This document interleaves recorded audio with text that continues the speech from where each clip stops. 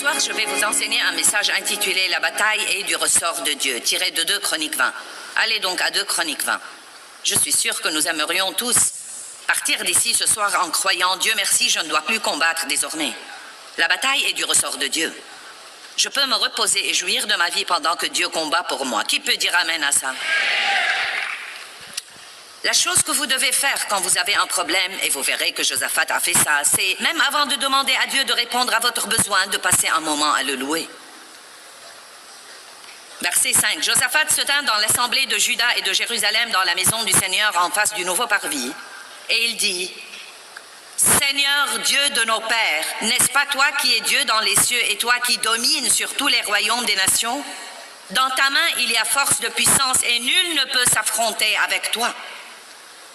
Vous voyez, il dit à Dieu à quel point il est grand.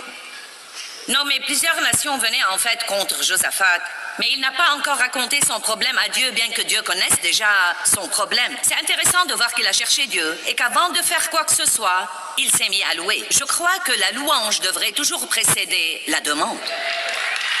Allez, qui croit que la louange devrait toujours précéder la demande? Je crois que nous ne devons jamais présenter notre liste de souhaits à Dieu avant de prendre le temps de lui dire à quel point il est grand et merveilleux, combien il a fait pour nous, à quel point nous apprécions ce qu'il a fait pour nous. Nous ne devons pas être comme une bande d'enfants gâtés avec une attitude de droit acquis. Eh bien, il dit, n'est-ce pas toi, écoutez bien, maintenant il va faire là un peu de psychologie. N'est-ce pas toi, ô notre Dieu, qui a dépossédé les habitants de ce pays devant ton peuple, Israël, et qui l'a donné pour toujours à la descendance d'Abraham, ton ami? Ils y ont habité et ils y ont construit pour toi un sanctuaire pour ton nom en disant, s'il vient sur nous un malheur, épée, châtiment, peste ou famine, si nous nous tenons devant cette maison et devant toi, car ton nom est le symbole de ta présence et dans cette maison, et si nous crions vers toi dans notre détresse, tu exauceras et tu nous sauveras. Et maintenant, Seigneur, après avoir dit tout ça, voici ces fils d'Ammon, de Moab et de la montagne de Séhir, chez lesquels tu n'as pas permis à Israël d'entrer après sa sortie de la terre d'Égypte, puisqu'il s'est détourné d'eux et ne les a pas anéantis. Et voici ces gens-là qui nous récompensent en venant nous déposséder de ta propriété. Vous devriez revoir ce passage pour le comprendre. J'ai étudié ce passage et je l'ai étudié, mais pour moi, il fait cette partie de psychologie. C'est comme s'il disait à Dieu, nous avons eu l'occasion de les détruire à un moment donné, mais tu ne nous l'as pas permis. Nous les avons donc laissés vivre et regarde ce qu'ils nous font. Ils nous récompensent en venant contre nous, et Dieu, nous voulons te rappeler que c'est ton pays que tu nous as donné qu'ils essayent de nous enlever. C'est ta propriété que tu nous as donné et que tu avais promise à ton ami Abraham. C'est comme si je disais à Dieu, eh bien Dieu, c'est ton ministère que tu m'as donné. C'est toi qui m'as donné la grâce de faire tout ce travail. Et donc maintenant Dieu, s'il y a un problème, je m'attends à ce que tu t'occupes de ce qui t'appartient.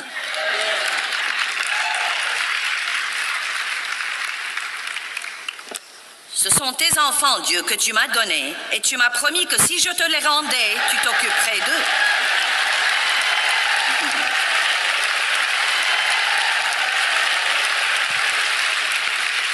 Et maintenant, il paraît que l'un d'eux va détruire sa vie, Dieu.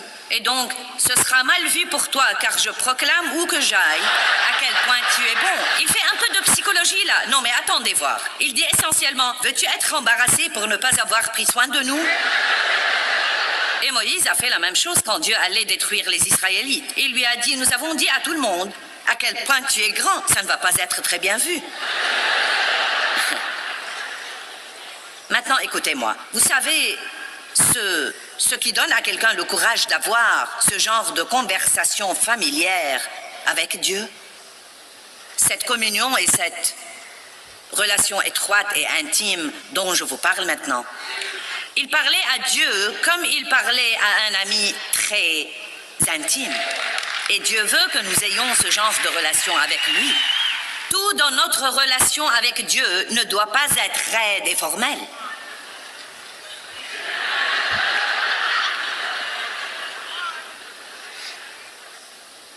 Amen. Vous serez tout excités quand nous terminerons ceci.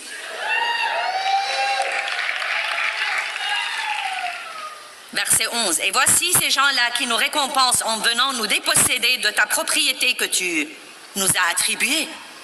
Oh Ô notre Dieu, le verset 12 est l'un des versets les plus importants ici, c'est un tournant. Ô notre Dieu, n'exerceras-tu pas ton jugement sur eux? Dieu, occupe-toi de nos ennemis. Écoutez, il y a 3 choses importantes qu'il va dire. Numéro 1, car nous sommes sans force devant cette grande multitude qui vient contre nous. Numéro 2, nous ne savons que faire. Numéro 3, mais nos yeux regardent vers toi. Nous devons arriver au point où si nous ne savons pas quoi faire, nous n'avons pas honte de dire que nous ne savons pas quoi faire. Nous disons simplement, je n'ai pas la moindre idée de ce que je devais faire. Je suis tellement accablé et tellement écrasé que je n'ai pas la moindre idée du moyen de m'en sortir. Mais tu sais quoi? Je connais un Dieu qui sait.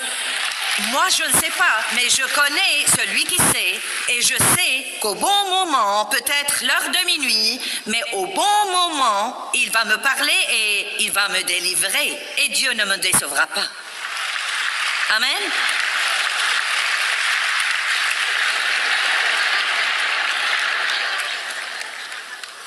Je déteste quand je ne sais pas quoi faire et que le diable n'arrête pas de m'importuner. Eh bien, que vas-tu faire? Que vas-tu faire? Que vas-tu faire? Que vas-tu faire?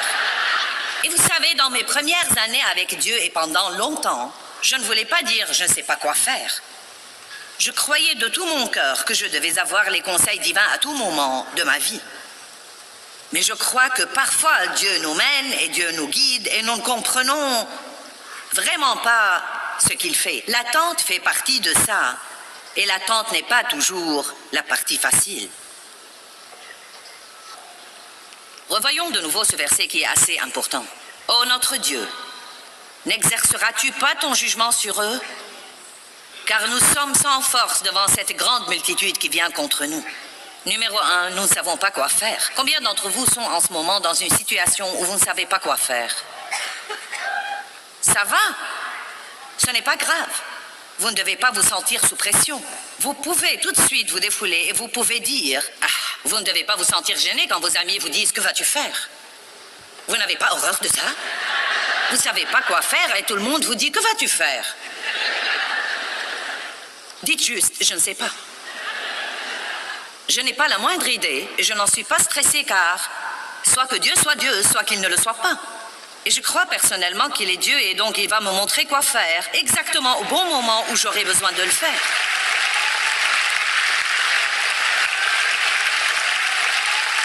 Nous n'avons pas ce qu'il faut sans Dieu. Nous savons que faire, mais Dieu, nos yeux regardent vers toi. Humiliez-vous sous la main puissante de Dieu. Tous les jours de ma vie, je ne crois pas qu'il y ait un seul jour où je ne dis pas « Dieu, je ne suis rien sans toi ». Avant d'oser de venir à chacune de mes réunions, « Dieu, je ne suis rien sans toi. Si tu ne m'aides pas, je serai un grand gâchis. » Et j'ai prêché des milliers et des milliers et des milliers et des milliers de fois. Mais je sais que je ne peux pas faire ça correctement sans Dieu. L'humilité est la plus belle vertu que nous puissions acquérir. Jésus était humble, doux et modeste. Il se soumettait toujours à la sagesse du Père et au conseil du Père. Quand Jésus a dû choisir ses 12 disciples, il savait en son fort intérieur que ce choix qui allait être extrêmement important et il a cherché Dieu toute la nuit. Jésus, Dieu lui-même, s'est humilié comme un homme et a cherché le Père, nous laissant un exemple sur la façon dont nous devons nous y prendre. Je ne sais pas comment il a choisi les 12 après avoir prié, mais ce qui m'encourage, c'est qu'il les fait exprès, nous laissant un exemple comme quoi Dieu utilise les gens ordinaires qui n'ont pas tout ce qu'il faut pour montrer sa gloire par eux. Amen.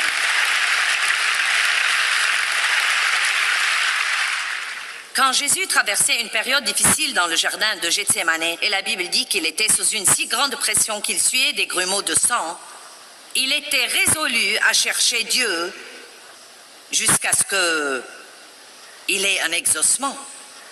Il a dit à ses disciples, « Vous n'avez donc pas pu prier 1 heure avec moi? » Tout le monde l'a déçu, mais Dieu l'a assisté. Dieu a envoyé des anges pour le fortifier et Dieu lui a donné le don de foi pour qu'il puisse faire ce qu'il devait faire, bien que ce fût une des choses les plus dures qui étaient jamais arrivées dans toute l'histoire de l'humanité. Même notre Seigneur cherchait son Père quand il avait des problèmes. Il ne cherchait pas les hommes. Il n'est pas allé demander conseil aux hommes. Il a tout d'abord cherché Dieu. Prenez votre décision dorénavant, et ça va être une grande chose pour vous si vous la faites. Prenez votre décision dorénavant que quand vous aurez des problèmes, la première chose que vous allez faire, c'est de chercher Dieu. Quand la crainte vient, vous allez chercher Dieu. Avant même de présenter votre problème à Dieu, vous allez passer un temps dans la louange. Vous allez lui dire à quel point il est merveilleux et le remercier pour ce qu'il a fait dans le passé. Et ensuite, vous pouvez mentionner votre besoin. Et c'est ce que Josaphat a fait ici, si vous prêtez attention. Verset 13. Tout le peuple de Juda se tenait devant le Seigneur avec leurs enfants et leurs femmes. Ils ont attendu. Croyez-moi, l'attente, rien ne révèle ce qu'il y a de pire en nous comme une bonne attente. Je voudrais dire, rien ne révèle ce qu'il y a de mieux en nous comme une bonne attente, mais malheureusement, rien ne révèle ce qu'il y a de pire en nous comme une bonne attente. Croyez-moi, si vous ne savez pas attendre, vous serez malheureux dans la vie, car vous attendrez davantage, probablement plus que toute autre chose. Vous avez un rêve, vous avez un but, vous avez une vision. Vous continuez à attendre, vous continuez à persévérer. Vous avez un exaucement et vous en êtes heureux. Ensuite, vous allez vouloir quelque chose d'autre et vous commencez à l'attendre. Nous passons dans notre vie plus de temps à attendre nos exaucements qu'à les recevoir joyeusement. Apprenez à bien attendre. Apprenez à attendre le Seigneur. L'exaucement dont vous avez besoin exige peut-être l'attente. Pendant l'attente, que va-t-il arriver?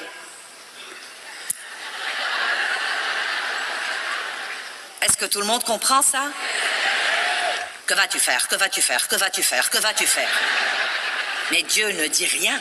Ça fait 3 jours déjà, ça fait 2 semaines déjà, ça fait 3 mois. Dieu ne dit rien. Dans ces moments-là, vous devez dire, au bon moment, Dieu interviendra.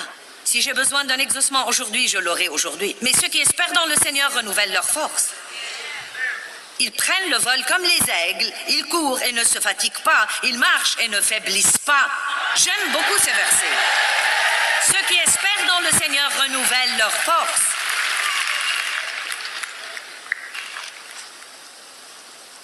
Et il y a quelque chose d'autre, et c'est si important que vous le compreniez ce soir. Pendant l'attente de votre exaucement, vous êtes libre de jouir de votre vie. Oh! N'est-ce pas une bonne nouvelle? Pendant que vous avez un problème, vous n'avez pas à être malheureux. Vous êtes libre de jouir de votre vie pendant que Dieu change votre enfant qui est sur le point de vous rendre fou. Vous êtes libre de jouir de votre vie pendant que Dieu travaille sur votre mariage. Vous êtes libre de jouir de votre vie même pendant que les choses dans vos circonstances ne sont pas parfaites. Vous feriez aussi bien de jouir de votre vie. Ça ne va vous aider en rien d'être malheureux. Ça ne va pas résoudre votre problème et ça ne montre pas que vous faites confiance à Dieu. Quand on fait confiance à Dieu, la joie vient. J'ai écrit ceci et j'ai tracé un grand cercle rouge tout autour. Juste là. Une personne joyeuse avec un problème est une personne puissante.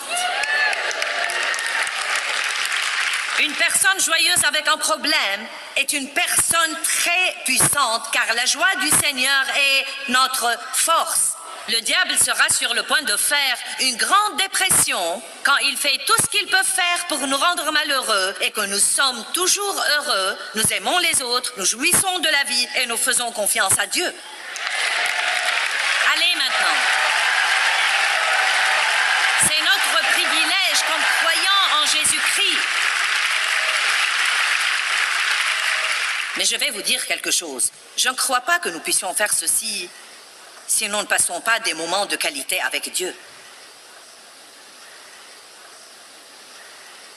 J'ai traversé il y a plusieurs années une période dans ma vie où les choses allaient très bien et ensuite j'ai traversé une période où je ne pouvais pas faire que les choses se produisent. Je me réveillais le matin et je me disais je ne suis pas heureuse. J'allais me coucher et je me disais je ne suis pas heureuse. J'étais insatisfaite et mécontente et ça a continué pendant des mois. Je ne savais pas où était le problème. J'avais une très bonne vie, mariée, des enfants. J'ai vu dans mes notes que j'avais 6 petits-enfants à l'époque. Et donc, c'était il y a quelques années, car maintenant, j'en ai 10. Et Le ministère grandissait et prospérait, mais je n'étais vraiment pas heureuse. Et comme je cherchais Dieu, si vous cherchez Dieu, il vous montrera ce qui ne va pas. Quand vous êtes malheureux, n'allez pas le reprocher à quelqu'un d'autre. Je serais heureuse si tu me prêtais plus d'attention. Je serais heureuse si j'avais une plus grande maison. Je serais heureuse si, je serais heureuse quand, je serais heureuse si. Pourquoi ne pas aller demander à Dieu pourquoi vous n'êtes pas heureux? Allez maintenant, je vous mets au défi. Asseyez-vous avec Dieu et dites-lui, Dieu, je vais te chercher, je veux savoir la cause profonde de ma tristesse. Je veux savoir où est le vrai problème. Je ne veux pas de problème inventé. Je ne veux pas reprocher ceci à quelqu'un qui n'a rien à voir là-dessus. Je veux savoir la vraie raison de mon problème. Et si vous faites ça, Dieu vous montrera. Vous n'avez pas l'air trop content là-dessus. Vous m'avez l'air plutôt effrayé. Eh bien, vous avez mal réagi à ça.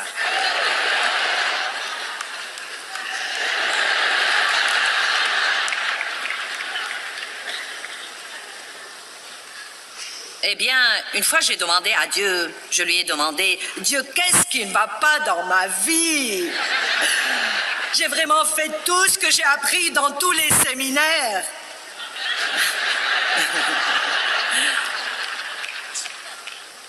Qu'est-ce qui ne va pas dans ma vie? J'ai entendu la réponse clairement dans mon esprit. Tu es égoïste. Tu ne peux pas être heureuse et égoïste. Et c'est là que j'ai commencé ma recherche pour apprendre ce qu'est l'amour. C'est pourquoi je sais parfaitement que les gens, je ne dis pas tout le monde, mais beaucoup de gens croient qu'ils savent ce qu'est l'amour parce que c'est un mot que nous lançons souvent, mais ils ne savent pas du tout ce qu'est l'amour. La toute première facette de l'amour est la patience. L'amour est patient. Oh oh!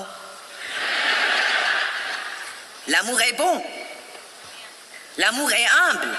L'amour ne se vante pas. L'amour ne soupçonne pas le mal. L'amour ne cherche pas son propre intérêt et ses propres voies. L'amour est plus qu'un mot. L'amour donne. L'amour est coûteux. L'amour vous coûtera quelque chose. Il vous coûtera du temps. Il vous coûtera de l'argent. Il va falloir sacrifier. L'amour est quelque chose. Et Dieu m'a dit, ton problème est que tu es égoïste. Waouh!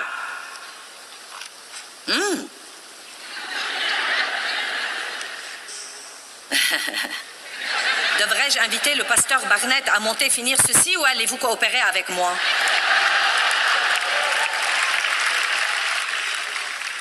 Y a-t-il quelqu'un ici ce soir qui croit que c'est peut-être son problème aussi?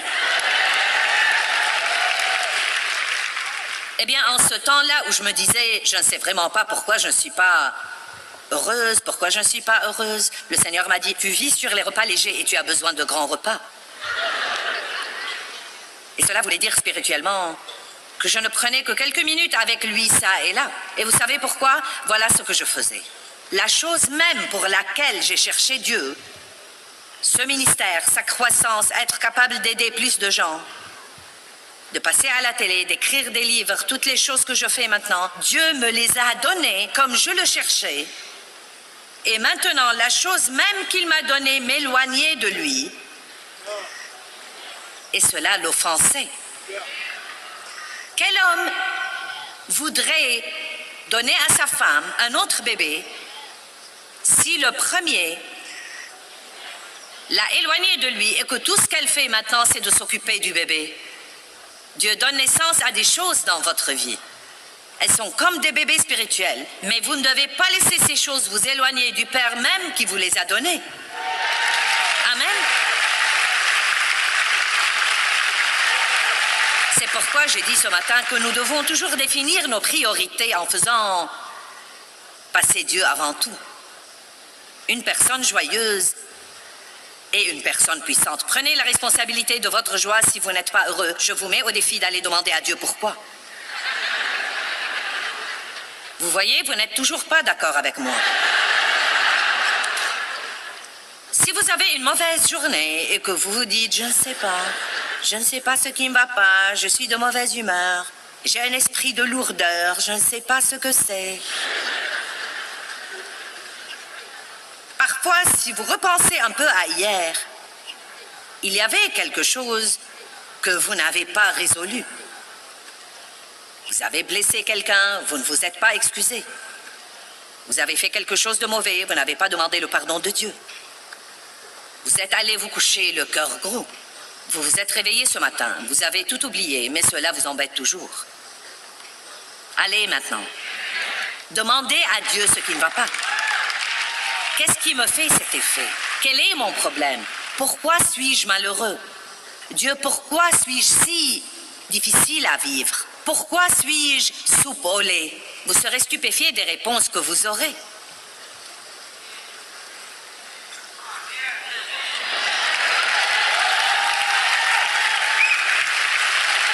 J'essaie de comprendre si vous voulez vraiment savoir la vérité ou non.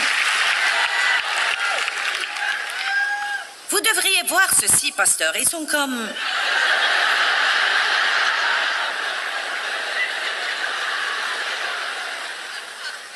Nous préférerions aller chez le pasteur et lui dire « Peux-tu prier pour moi? J'ai tellement de problèmes avec le diable. » Bien, continuons. Donc, ils attendent. Dieu parle. Alléluia. Et l'Esprit du Seigneur, verset 14, fut sur Yahaziel, fils de Zacharie, fils de Benaïa, fils de Yehiel. J'ai pu lire les noms. Fils de Matania, lévite d'entre les fils d'Azaph, au milieu de la congrégation. Et il dit, faites tous attention, peuple de Juda et vous habitants de Jérusalem, et toi, roi Josaphat, ainsi vous dit le Seigneur, ne craignez pas et ne vous effrayez pas devant cette multitude nombreuse, car cette guerre n'est pas la vôtre, mais celle de Dieu.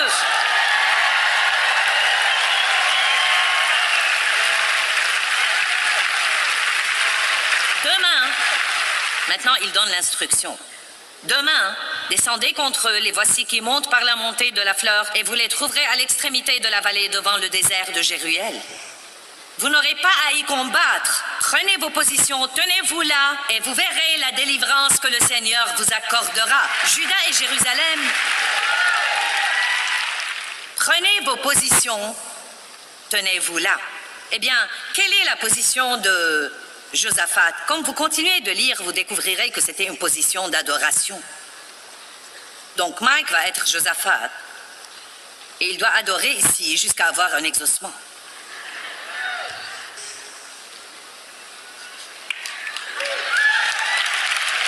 Écoutez maintenant, nous y voilà. Ne craignez pas et ne vous effrayez pas. Demain, sortez à leur rencontre et le Seigneur sera avec vous. Et Josaphat se prosterna le visage contre terre, tandis que tout Juda et les habitants de Jérusalem tombèrent devant le Seigneur pour l'adorer. Et les Lévites du groupe des fils des Kéatites et du groupe des fils des Coréites se levèrent pour louer le Seigneur, le Dieu d'Israël, d'une voix extrêmement forte.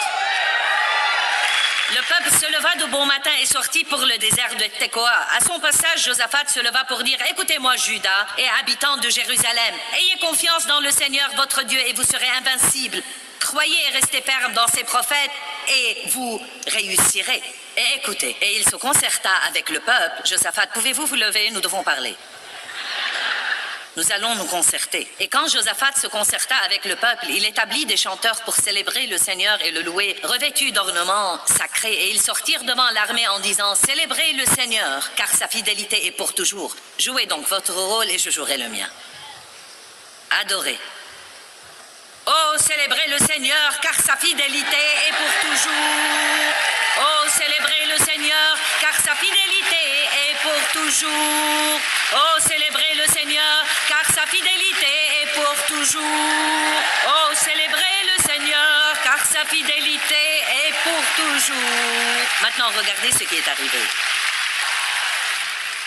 Et au moment où il commençait le chant et la louange, le Seigneur mit des embûches contre les fils d'Ammon et de Moab et ceux de la montagne de Séhir qui venaient contre Juda, et ils se battirent entre eux. Ils se sont entretués. Leurs ennemis étaient très désorientés par la louange et l'adoration. Le diable était si embrouillé pour ne pas avoir pu troubler le peuple qu'il est entré dans le camp et les ennemis se sont entretués. Ils ont commencé à se tuer.